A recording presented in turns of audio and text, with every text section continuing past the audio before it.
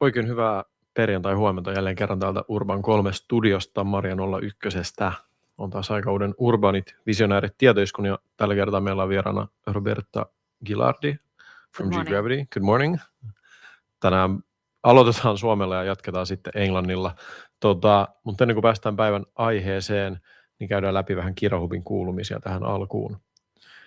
Eli ensin Luotea Hackathon asiaa. Tuossa kesäkuun ensimmäisenä viikonloppuna järjestetään täällä Urban 3 tilassa Hackathon yhdessä Luotean kanssa, missä rakennusten ennakoivaa kunnossapitoa ja muuta dataa hyödyntäen voidaan löytää uusia ratkaisuja käyttöön Luotealle ja muillekin.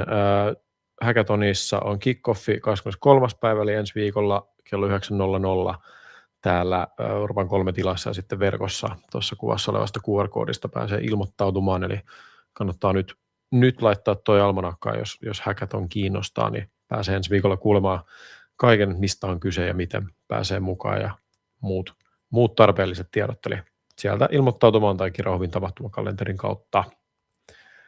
Sitten myös ensi viikolla 22. päivä Kira-ilmasto-ohjelman loppuseminaari. Kuullaan vähän, että mitä Kira-ilmasto-ohjelmassa on tässä viimeisten vuosien aikana tapahtunut ja kuullaan muutamasta hankkeesta ja siitä, mitä tulevaisuudessa tapahtuu ja millaisia vaikutuksia ohjelmalla on ollut. Tämä on tuolla Katanokalaituri 4. Tässä vaiheessa taitaa läsnäolo-ilmoittautuminen olla mennyt jo kiinni, mutta QR-koodin kautta pääsee ilmoittautumaan myös verkon välityksellä. Tämä siis 11.4. ensi viikon, olisiko nyt keskiviikkona, ja tervetuloa lämpimästi sinnekin mukaan. All right, now we'll switch to English. So first, Roberta, maybe you could give us a quick intro on what G-Gravity is and what we're going to be talking about today. Oh, yeah. So G-Gravity is an innovation hub based in Milan and in Finland. And what we are doing is try to help companies, but not only companies, I mean also institutions, to understand better how they can work strategically on innovation, not only by doing things, but by thinking in mid and long terms. And to do so, we are providing them not only competence, but also a wide ecosystem of partners throughout Europe and not only, and formats. So we've been designing way to approach and also to standardize a little bit and help companies in also learn how to do by themselves that. And we are also using technology. So these kind of 3 pillars are at the basis of our proposition to companies and institutions. Good. So before we dive deeper into all of that, we usually ask some kind of background questions to get to know the person as well. So first off, can you start by telling a little bit about your career path? How did you end up as the CEO of G-Gravity? Well, I've been in for a long time in consultancy, and I've been also doing some enterprise activities and entrepreneurial activities from the end of the 90s until 25, 27. And then in this moment, in Italy at least, we start looking at this strange startup things and world. So I started up at the beginning by investing and being a little bit business angel in that. And I think I've really fell in love with innovation and startups. So I convert myself in working in that space. At the beginning with my brother, we set up a company called G2. We were approaching the startup scene by providing some kind of a boutique accelerator, but without really a vertical approach to some industry, more horizontal. And then we decide to move on and work a lot also because my background was really in consultancy, in business and technology for companies. So to approach the open innovation. And so in the last 15 years, I've been working on that by building up initiative. And G-Gravity is a kind of spin-off of G2 and to provide service in that. And so we dismiss the acceleration part. G2 is more an holding, and we are working mainly now through G2. We have also an hub in Milan, so a place like that. And everyone from the community is welcome to visit us in Milan anyway. Great. what's the best part about your job? I think it's a moment like that. So is meeting people, is the opportunity to, learning from the others, is connecting the human part of the business mainly, but also, being curious and exploring. So being in contact with the edge of things in some ways give you the possibility to understand what's going on and to also to get the what's lays behind this innovation hype which is on in this moment. Yeah, I feel like because Kira Hub as well, an innovation hub like that, I think one of the best things here is you meet so many new people. Yeah, That's, I think, what also brings the whole industry forward is people actually connecting on a is there. human level. I Yes, think there. bringing like-minded individuals together like that is one of the best things, and one of the best things about innovation hubs Yeah, it's in fostering general. these kind of things. I think that innovation is mainly made by people. Then Yeah. you can use technology or not, but anyway, people is the most important part. Exactly.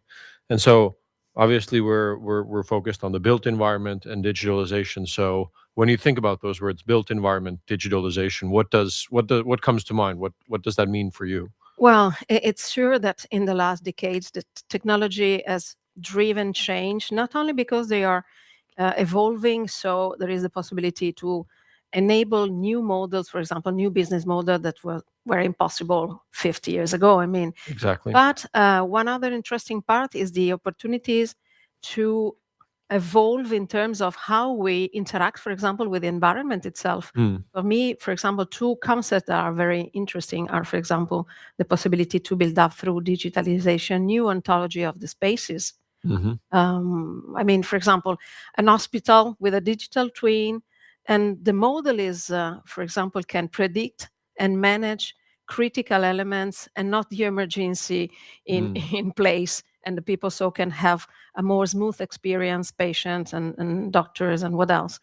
And on the other hand is how digitalization is becoming a new way to interface with the environment and how the digital part can enable new things and enable a best, for example, recognizing pattern in environment and enable a better usage, for example, of a space or whatever. Mm. So there are many things, obviously, but these are, for me at least, the most important in this moment. Yeah. If you think about the near future, let's say 5 to 10 years from now, what kind of things would you like to see happen in the industry or in the built environment Well, with all this new technology and data being used? it's really important, I mean, to keep the human in the loop. Yeah. I don't think that only by pushing technology somewhere, but Mm. it's true not only in the built environment, I think in every industry can solve problems. And another issue is about, I think, in every industry, but mainly in construction and built environment could be and should be overcoming the fragmentation. Mm. So, I mean, I can bring the experience in Italy. There is a big industry there, Mhm. but they're usually facing problem because they are not aware on how they can move on from traditional way to manage Right. things. Lot of security problem, for example, in we have a lot of in accident, people dying uh, doing their jobs. So that Mm. means that there is not the ability to manage problems and also while you are doing your job in by predicting, for example. So Mm. data and things like that can help better manage these kind of activities. And another thing is how we can approach, for example, in Italy, that's really true, or to Mm. renovate and build up something on top of building our ancient building, for example. So there are very many challenges, but I think that it's also introducing technology, maybe working with startups, but by addressing the whole chain. So it's about how also a young project can understand really which are the complexity, Mm. which is not only related to the tech or how we build up things, but is regulation, is law changing, is how also to foster the transformation in law by doing an advocacy, but not by yourself. Mm. All the industry. I think that we need more collaboration, more dialogue through all the pathway and the industry itself. Um, some good comparisons there, I think, between Italy and Finland as well. We also have a lot of older buildings now that are sort of in either repair or are at risk of being demolished and having something new built instead. But then maybe a bit more philosophical question before we get into the nitty-gritty of G-gravity is, do you think in the built environment, do you think innovation will at some point sort of get to a top and then we've kind of gotten as far as we can with it? Or do you think it'll be something that will continuously over decades and centuries keep going? Well, innovation itself is something that compound in time and grow, at least we hope, regularly. So in time is not just today.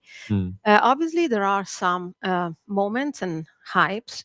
Now is the AI and this kind of technology, but also others are coming more intense and complex, like the quantum. But anyway, we need anyway to step a little bit back from this hype and look at things and make it more stable. So introduce things also according to also how people are able to absorb these new things. It's not only for me pushing that.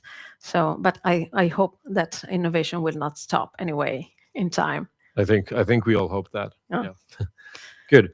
So let's get into G-gravity a little bit more. So you guys talk a lot about building innovation infrastructure is a term you use rather than running sort of one-off innovation programs. So what does that difference look like in practice for you? How does innovation infrastructure differ from just one-off innovation programs? Well, first of all, as I told a little bit at the beginning, we are trying to not to approach these kind of activities by providing just services or competencies, but through these kind of three pillars. So the ecosystem itself it's growing. So it's about research center, academic, or could be startups or what else. So innovation sources, formats. So standardized way to manage processes, especially some format like the activator or discovery things. There are many things that we are bringing because they become some kind of shared value with the partners and with the customer.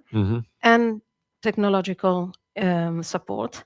We are building up also a platform, so we are moving on that because through that we can enable also the ecosystem and companies have to work on that without us anyway. So for us is really important building something that could last in time instead of running a program which usually does not compound by design because everything get a little bit lost after. So that's why we rather prefer to talk about infrastructure, which is also, connecting with the built environment. Yeah. Something solid. Exactly. Yes, it's a good term.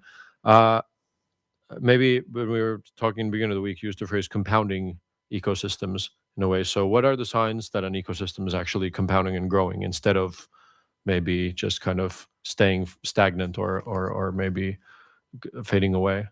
Yeah, I think that one of the most important things is the dynamics in the ecosystem itself, and also how this ecosystem is connecting to others. So it's like a node with other nodes, but within the ecosystem, for example, the huge community here at KIRAP can connect and work and build up knowledge also. I think that's the knowledge that is in each of us. If we share that, we can compound in that way. So learn by others.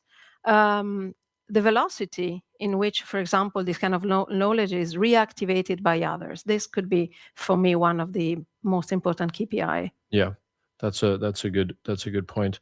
I think at least looking at this industry from Finland, obviously things move slowly, but we do what we can here to kind of help advance the industry, adopt new technologies, adopt new ways of working, and I think that is part of an ecosystem compounding and keeping all that information and slowly affecting the industry, which could move at a faster pace. I'm sure you agree, whether we talk about Finland or Italy or probably anywhere.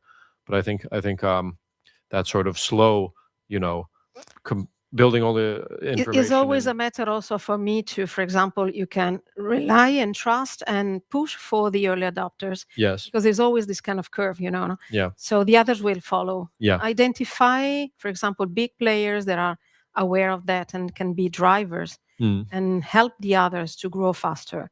Identify who is more willing to do this kind of change, which is always, difficult. yeah, And companies, like people, tend to remain in their comfort zone instead of moving out of that. absolutely, So it's moving. If the community and who is managing a little bit the relationship is able to foster that and to collect and build this knowledge into the community, it will help a lot yeah. to speed up a little bit the pace. We have this saying here that when companies have time to innovate, they don't have the money, and then when they have the money to innovate, they don't have the Yeah. time. But so talking about these kind of early adopters, are those the companies that are best suited to work with G-Gravity, or what kind of actors, either from the public or private sector, do you most work with, and who, on the other hand, isn't a good fit to work with you guys? Well, we tend to work with any kind of, company of any dimension, but in for us and for what we are providing, mainly we start from mid-sized to large Mm, and corporate companies, or, for example, group of companies. For example, for me, is typical the possible approach to work together, mm, a group of companies that can maybe are not in competition among them, but they can leverage I mean, also at a fraction of the usual investment that a company has to do right. from within, because now some companies have the possibility. The big one, they have huge department for innovation, or at least managers and things going on. But for other companies, since innovation is not for free, I mean, Right, of there is course a not. cost in that, especially if you want to change things, which is not only doing new things or new product, but is about changing maybe the organization, working on a different mindset. So there are different levels. And what we can do is providing this kind of expertise in plug, and play and so learn, and maybe you can do new things by your own in time and at a fraction of a cost that usually is if you Yeah. invest directly from within. It feels like a lot of innovation initiatives sometimes fail because there isn't a clear business-related goal. How do you design around that risk from day one? Yeah, we call that avoid the innovation theater, which is always there a little bit in some Mhm.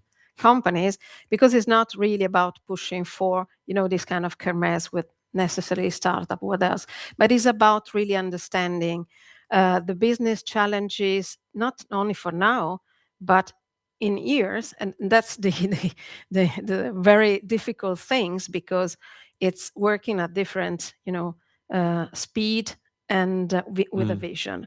So sometimes for us, there is a gradual approach. So you start up maybe with a company with small things, because Mhm. they need to also be more familiar, Yeah. and then you can work after to on the strategy, on the organization. So sometimes it starts like, we need to find a solution from a startup, things like that, and you help in that. By through this process, you need to make them aware of the potential that lays behind, not only by doing that. So this is important to me.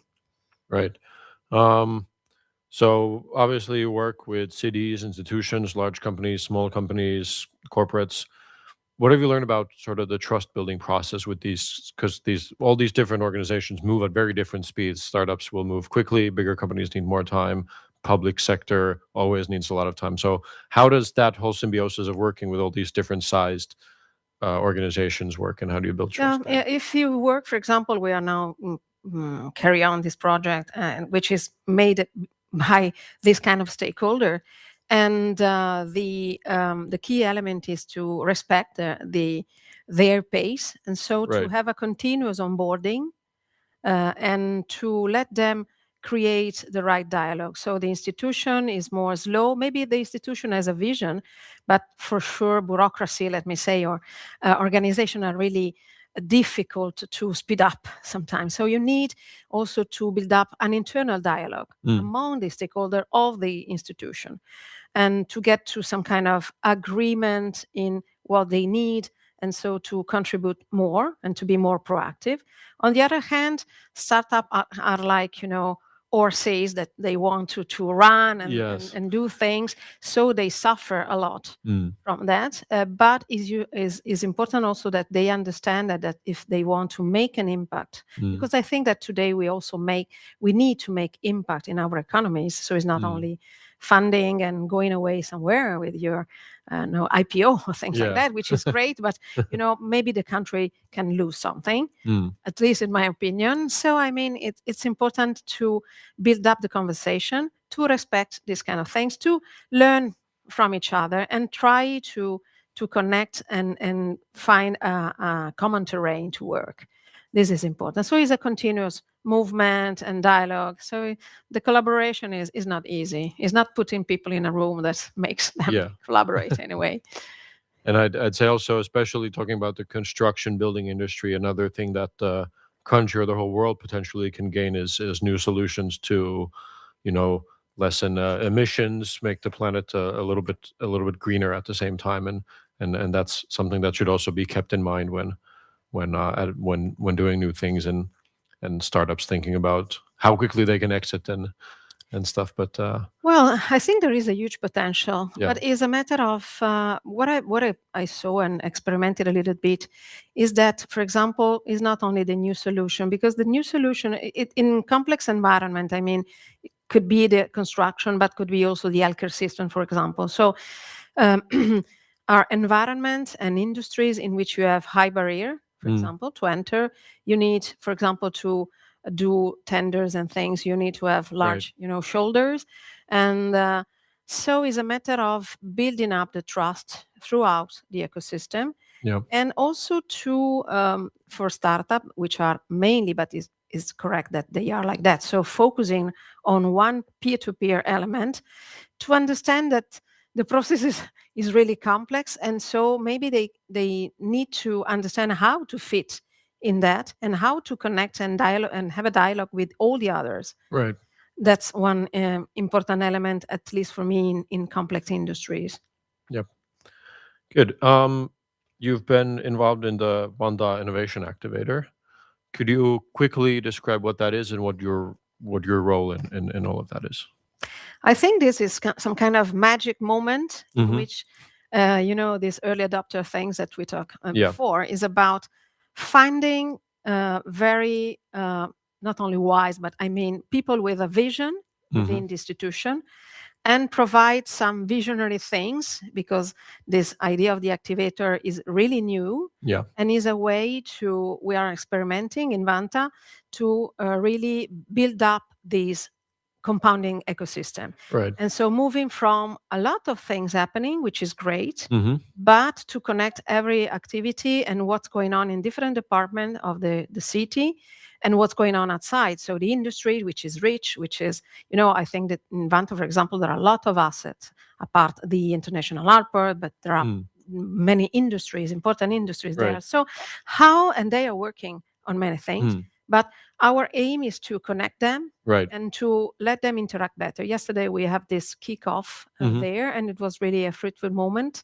a great conversation. Everyone was really engaged on that, because we try to foster that at the beginning. So we're in phase 1, mainly collecting data, listening a lot to them, and also, working on different layers. So understanding what's going on in economy, which is important to everyone, to go then to the personal or specific challenge they face. Right. This is a process. And for this year, we are going to have 2 phases, this more listening and collecting data. And the second part will be more interacting and building up, connection also with the startup system. Right. Good. So if I understand correctly, and please correct me if I'm wrong, so it connects food and agri-tech, logistics and supply chain, high-tech, semiconductors, and kind of life sciences and healthcare. Are those kind of the 4-ish clusters? Well, yes, these are the main cluster definition, which are there. Yes. But it's open to every industry. I mean, so for example, yesterday we have also the building construction exactly at the table. So, and it's important to foster that. The definition comes from the cluster definition they have at the Right. moment. But the activator will have a role to find out what the opportunities, let me say, the opportunities that are laying in the cross section, in the intersection of different industries. So the industries are already doing a great job in their verticals. Right. We will do something for interconnect them and find out if there is the possibility to do more in that space. Do you already, I know it's very early in the whole process, do you already see some useful crossovers between these clusters? Yes, for sure. For example, the life science sector, the healthcare sector can be really improved by working with the logistics. Right. So especially the cold chain logistics, which is mandatory for example, big institutions that are there in the life science and research. Or, for example, food and agri-tech can benefit from working more with the high-tech industries because things are moving there. So there are some trends also that we can also, for sure, AI and this kind of technology, how they are going to change not only processes and things, but how they are going to change the way in which we work, in which we produce things. I think it's important to think in terms of digitalization and technologies in real economy. Right. I think that we need to foster, especially the SMEs in this moment. Yeah. So let's kind of focus back on the building industry a little bit. If you think about right now, is there something, or what do you think the building industry right now is still getting sort of wrong about innovation today? Well, I know that the first thing is that they struggle a little bit to exit their comfort zone and the collaboration issue. Yeah. Because sometimes they are put in opposition because the tender are very aggressive, things like that. So I think that also from the buyer perspective, so especially the public sector, which is usually the main purchaser and buyer, is not really longer a matter of who is doing the best price for. So and crushing and also squeezing the system, extracting into that. So that drives to a not healthy competition for me. So it's a matter of rethinking that by rethinking also the procurement process. How, for example, to foster startup with good solution to be adopted also in public tenders, which is quite impossible for them now unless they are behind a big player.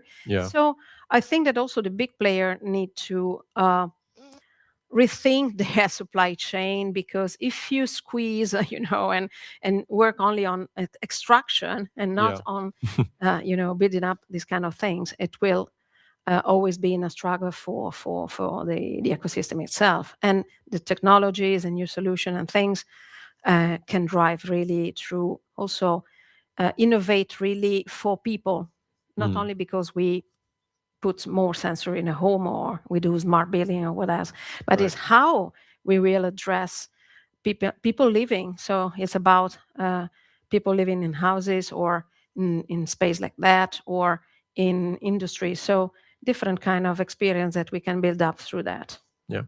We're running out of time, but let me still ask you this, some advice here in the end. Let's say you were advising a city or a regional ecosystem that wants to modernize its built environment sector. Where would you start? Talent, procurement, shared data, startups, or something else? Well, my first step is try to understand what's going on. So collect information, talking with all the stakeholders, and with a guide process, start from the conversation among them, like we did yesterday, because it's important really to understand how they perceive also the relationship, and then move to, for example, procurement processes. So anyway, addressing processes, understanding what we can improve together. So not this kind of detachment. So the policy side is detached from the industry or vice versa. So building up this connection first. Good. Thank you very much for a very interesting and insightful conversation. Thank you to the audience over there at home as well. More information about G-Gravity can be found at ggravity.it, if I'm not completely mistaken. Yep, there we go. It's on the screen. And people can probably be in contact with you if they want to start building something. Sure. Absolutely. Very good. And thank you to the audience at home once again. We will be back next Friday with a new guest and a new topic then. But until then, goodbye. Goodbye.